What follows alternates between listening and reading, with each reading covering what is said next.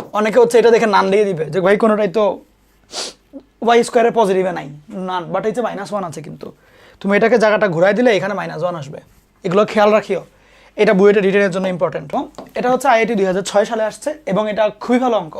এটা তুমি কনসেপ্ট বুকে পাবা, কনসেপ্ট বুকে পাবা তুমি। এটা কেতাব স্যারের বইও মনে হয় আছে। কেতাব স্যারের বইয়ের কিন্তু অনেকগুলো ম্যাথ আইআইটি কোশ্চেন ব্যাংক থেকে নিয়ে আসে, বুঝছো। যাক, এটা তুমি হচ্ছে কনসেপ্ট বুকে পাবা, খুব সম্ভবত কেতাব স্যারের বইটা আমি দেখেছিলাম, যতটুকু মনে পড়ে, নট শিওর রাইট নাও। যাক, আচ্ছা, তো বললো এইটা একটা উপবৃত্ত, উপবৃত্তের উৎকেন্দ্রিকতার মান হচ্ছে E1। Very good. উপবৃত্তটার উপকেন্দ্রদ্বয় দিয়ে ও ও ও ও ও আচ্ছা ঠিক আছে, উপকেন্দ্রদ্বয়গামী আরেকটা অধিবৃত্তের না না না, এইটা নতুন অঙ্ক। এটা এটা এটা হচ্ছে মানে কেতাব স্যারের বইয়ে নাই, সমস্যা নেই। যাক, আচ্ছা শুরু করি। তো এই ম্যাথটায় যেটা বললো যে এই উপবৃত্তের উৎকেন্দ্রিকতা হচ্ছে E1। Very good. বললো এই উপবৃত্তটার যে দুটো উপকেন্দ্র আছে সেই দুই উপকেন্দ্র দিয়ে আরেকটা অধিবৃত্ত যায়। বুঝো যে আমার কাছে এই উপবৃত্তটা আছে, এটা বড়, y এর মানটা বড়। তো মনে করো এটা হচ্ছে আমার একটা উপবৃত্ত। তো স্বাভাবিকভাবেই এই উপবৃত্তের মনে করো দুইটা উপকেন্দ্র, একটা এইখানে, একটা এইখানে। বললো এই উপকেন্দ্র দুইটা দিয়ে একটা অধিবৃত্ত যায়, তাহলে অধিবৃত্ত দেখতে কেমন হবে তখন? এরকম না? এরকম হবে অধিবৃত্ত। এখন এই অধিবৃত্তের ই এর মান হচ্ছে E2, উৎকেন্দ্রিকতা। বললো E1 × E2 = 1 হলে অধিবৃত্তের সমীকরণটা লাগবে। ওকে, তাহলে ফার্স্ট কাজ হচ্ছে আমার যেটা দেওয়া আছে অলরেডি সেটার E1 কত এটা বের করা। এরপর আমি E2 এই সমীকরণ দিয়ে বের করব, তারপরে যে আমি অন্যান্য কাজে হাত দিব। ওকে, থিমটা ক্লিয়ার? এখন তাহলে আসো শুরু করি।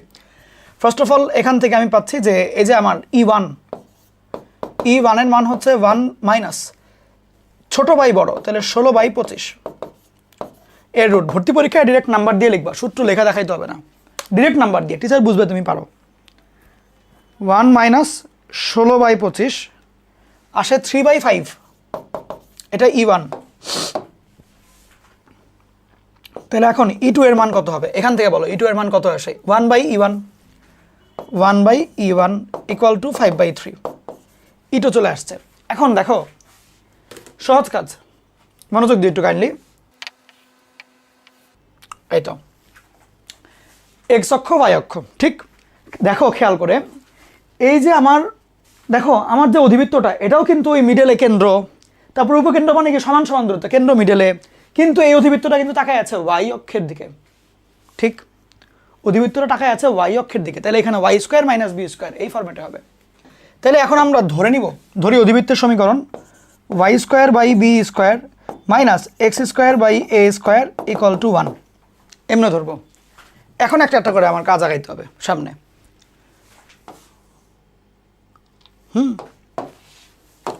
প্রথম ব্যাপার যেটা, ওকে খেয়াল করো মনোযোগ দিয়ে, এই অঙ্কটার মধ্যে এখন ই এর মান এই দুইটার সাথে কম্পেয়ার করতে হবে। একটু ভালো করে তাকাও যে এই দুইটা হবে অধিবৃত্তের শীর্ষবিন্দু, এবং এই শীর্ষবিন্দুগুলো কারা কারা? এই উপবৃত্তের উপকেন্দ্র। তাহলে এখন কথা হচ্ছে ধরো একটা বিন্দু এ, একটা বিন্দু বি। তাহলে আমি যদি নর্মালি এ বি বের করি, খেয়াল করো এ আর বি কি আসলে এই উপবৃত্তের জন্য উপকেন্দ্র আর এই অধিবৃত্তের জন্য শীর্ষবিন্দু। তাহলে আগে আমি এ বি বের করবো এখান থেকে, যে এ কমা বি হচ্ছে অ্যাকচুয়ালি এস আর এস প্রাইম। সেটা কত হয় অ্যাকচুয়ালি এটার জন্য, যে যেহেতু এটার বি এর মানটা বড়, তাহলে এর মান বড় হলে হয়তো +-a, 0, বি এর মান বড় হলে হচ্ছে 0, +-be, মানে জায়গা ঘুরে যাবে আবার এর জায়গায় বি আসবে। তাহলে 0, +-be। আচ্ছা, বি এর মান হলো তোমার এখানে হলো 5, ই এর মান হচ্ছে এটার জন্য 3/5। তাহলে সেই ক্ষেত্রে 5 × 3/5 মানে +-3, এটা হচ্ছে আমার এ বি এর স্থানাঙ্ক। এখন তুমি আমাকে বলো এটাই কি আবার অধিবৃত্তের জন্য শীর্ষবিন্দু হবে? তাহলে এই যে আমার এ আর বি বিন্দুটা পরীক্ষার খাতায় এমনি লিখবো ডিরেক্ট, কোনো প্যারা নেই, এটাই হবে অধিবৃত্তের জন্য এ প্রাইম, বা মনে করো শীর্ষবিন্দু, যা শীর্ষবিন্দু, অধিবৃত্তের শীর্ষবিন্দু লিখো। ওকে, আর এইখানে কিন্তু বিটা লিখিও না, ডিরেক্টলি এটা লিখে দিও, প্যারা নেই, সমস্যা নেই কোনো, কারণ এইখানে এ আছে বি আছে, আবার ওইখানে এ বি আছে, ডিফারেন্ট হইতেই পারে। যাক, তাহলে এখন ওই ক্ষেত্রে তোমার অধিবৃত্তের শীর্ষ কত? 0 ± 3। তাহলে আমাদের নর্মাল সেন্স অনুসারে অধিবৃত্তের শীর্ষবিন্দু এমনি কত হয়, যে প্লাস মাইনাস এ কমা 0, বা উপবৃত্তের শীর্ষ প্লাস মাইনাস এ কমা 0, অধিবৃত্তের জন্য তো তাই হবে। কিন্তু এটা হচ্ছে আবার ওয়াই স্কোয়ার নেগেটিভ, তাহলে বি গ্রেটার দেন এতে আসবে। তাহলে হচ্ছে 0, plus minus b, 0, plus minus b, মানে প্লাস মাইনাস এ কমা 0 ঘুরে গেল, 0, প্লাস মাইনাস এ হইলো, এর জায়গায় বি লাগাইতে হবে, তাহলে 0, প্লাস মাইনাস বি। তাহলে এইটার সাথে আমি কম্পেয়ার করবো কার, 0, প্লাস মাইনাস বি এর কম্প্যারিজন উইথ 0, প্লাস মাইনাস 3। তাইলে বি এর মানটা হচ্ছে 3, অধিবৃত্তের বি এর মানটা 3, ই এর মানটা যেহেতু 5/3, তাহলে সেখান থেকে কিন্তু আমি একটা কনক্লুশনে চলে আসতে পারবো। কীরকম, যে e square equal to 1 plus, যেহেতু এটা বি পজিটিভ তাহলে বি নিচে, b square by a square. এখান থেকে আমি ডিরেক্টলি এ এর মান বের করে ফেলবা, ক্যালকুলেটার দিয়ে করবা। ক্যালকুলেটার দিয়ে কী করবা, ই এর মান তুমি অধিবৃত্তের জন্য 5/3 বসাবা, বি এর মান তুমি 3 বসাবা, এ স্কোয়ার আসবে, ওটাকে রুট করে ডিরেক্ট বসাই দিবা। ভর্তি পরীক্ষায় এত জিনিস দেখাবা না, জায়গা নেই তো ওই জন্য। তাহলে 5/3 whole square equal to 1 plus a square, তো এক্স। সমাধান করার সময় কিন্তু এ স্কোয়ার দিও না, সমাধান করার সময় এই পুরোটাকে এক্স দিবা, এক্স স্কোয়ার দিও না, এটাকে এক্স দিবা।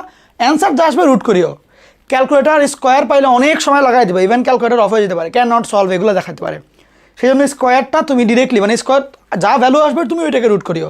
ক্যালকুলেটার এটা বোঝে না যে রুট কেমনে করতে হবে, এগুলো বোঝে না। ও ক্যালকুলেটার যেটা করে বিভিন্ন রকমের ভ্যালু বসায় ও দেখে কখন কাছে গেল। ক্যালকুলেটার হচ্ছে এক্সপেরিমেন্টাল মেথডে যায় আর কি, বুঝছো? এই কত কি বলে দিলাম। আচ্ছা, এক্স এর মান আসছে 16, তাহলে এর মান কত আসবে, 4 আসবে। সেই ক্ষেত্রে এখন তোমার তাহলে আলটিমেট যেই অ্যান্সারটা হবে সেটা হচ্ছে y square by b square minus x square by a square equal to 1। That is it. Y square by b square 9, y square by 9 এটা সেম। অনেকে হচ্ছে এটা দেখে নান দিয়ে দিবে যে ভাই কোনোটাই তো ওয়াই স্কোয়ারের পজিটিভে নাই, নান, বাট এই যে -1 আছে, কিন্তু তুমি এটাকে জায়গাটা ঘুরাই দিলে এখানে -1 আসবে।